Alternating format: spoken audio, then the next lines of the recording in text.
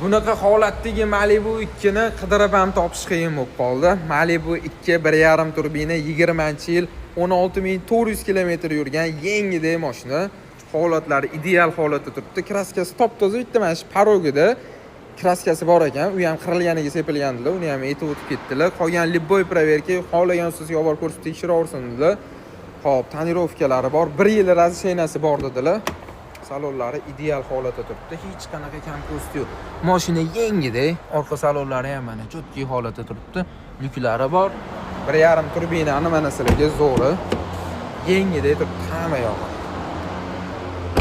20-yil mashina Sutekin kanalidan olib maza qilib haydayman deganlarga bor yo'g'i $21.900 ga beraveramiz, qo'yilmisizlar. Bunaqa narxlar Sutekinda bo'ladi.